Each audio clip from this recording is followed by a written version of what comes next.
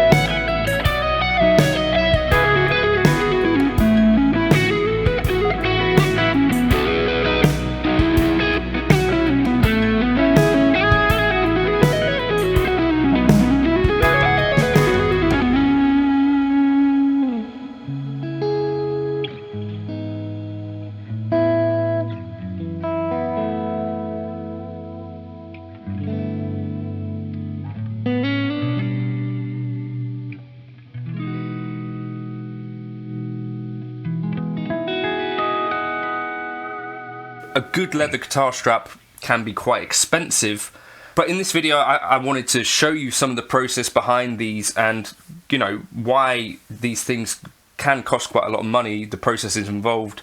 It happens that Aqube are made by essentially leather craftsmen that also make designer handbags and other leather products. So yeah, that's kind of why the costs are high. These are skilled people making these things. Now, what I think really matters most of all with a strap is the width of the thing, because obviously you can get straps in all sorts of different widths. And when I was younger, I used to have, you know, very cheap straps that would be sort of a couple of inches wide, and you would start to feel the weight of the guitar, particularly if you were playing stood up, playing a gig, all that sort of stuff. The wider the strap goes, I find, the more comfortable these things can be, and these happen to be pretty sort of luxuriously wide, sort of like a Meshuggah neck, right?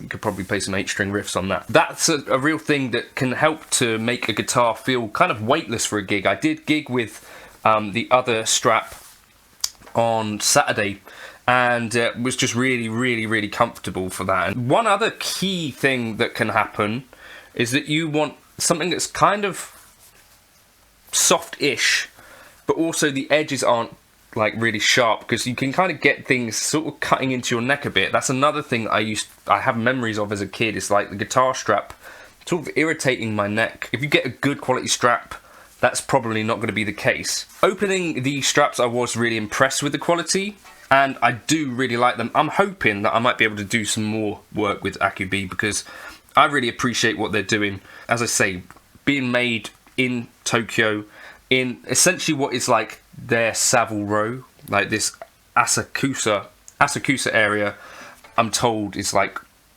you know, like our Savile Row essentially in London, or you've probably got somewhere equivalent in America. All around the world there are great leather guitar strap makers, so one of the things that can make the cost of these things increased is like import and stuff, so finding a local craftsman might be a good idea for you if you're looking for a good quality leather strap without necessarily paying huge import charges. Aqube are going to be at NAMM this year, so I think that's why they're sort of reaching out to people. You're going to see more from these, I think, because they are just great, I think, pretty straps that look really high quality, and I'd be happy to hang a guitar from one of these. Let me know your favourite strap manufacturers in the comments, what you think of these. I've already had some comments on these because they popped up in a few videos already, and people are like, what are those straps? So I did want to shout out Aqube and just say, you know, thank you, really appreciate what they're doing. They make a bunch of different colours and a bunch of different lengths as well, so picking the right length I think is important too. But ultra comfortable, really wide across the shoulder, which is really where your key point of comfort is with a strap, and soft leather, like quality stuff, I think. I found this article in Guitar Magazine from Aqube Music Products, and I thought it would be quite a cool thing to see how these straps are actually made, and I'm going to presume that this is somewhat similar to sort of boutique leather, high-end leather straps around the world. Each strap is handcrafted by a skilled leather craftsman who makes high-end leather shoe bags and brand bags in Asakusa, which is like the Savile Row essentially of Tokyo apparently. So here's a finished strap.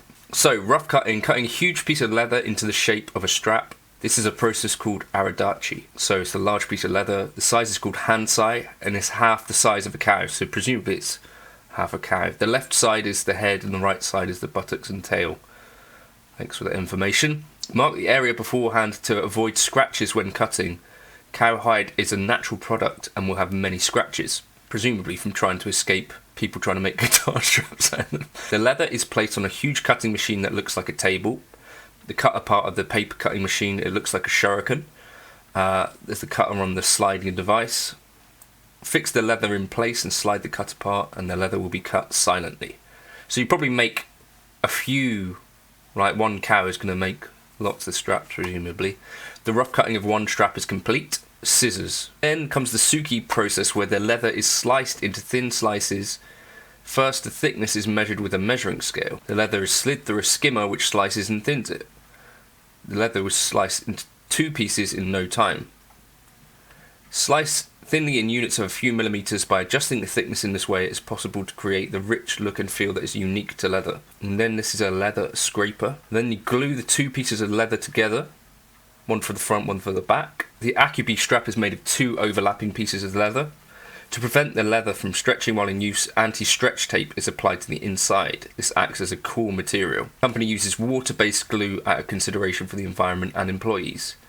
It is said to be so safe that it is even edible. Nice. Apply the glue and let it soak for 30 to 60 minutes, then stick the back side on. Press to prevent air from getting inside, and then the front and the back fit together perfectly. Now it's time to actually cut it into the shape of a strap. So this is obviously like a massive press machine.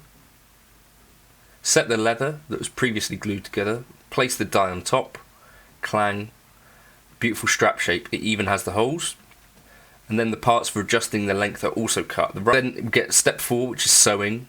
By cutting the pieces, the product looks almost finished, but there are still many steps to go. Sewing the edges together with thread, stitched together with a sewing machine, done by hand. Then foil stamping, finishing step.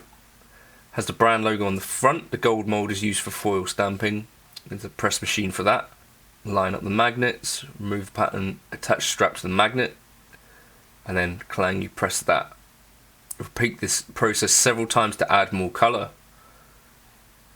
and then the white gradually gets darker, and then they also do custom names. Each of these are created to order, apparently. 2 completed leather parts combined, and then you make a pretty strap. And this is a guy that I've had a Skype call with, Hiroki Nakagawa, CEO of Verb Creation. Yeah, his story is basically that he wanted to make something to support guitarists, but he's always made leather products. So this was one way that he could get involved with guitarists, basically. Here's the thing that I like about the straps. The part that rests on the shoulder is wide, and it's made in Japan. Everything here is made within a 10-kilometer radius, and they also make shoes and bags within that area too. Different sorts of straps coming in the future.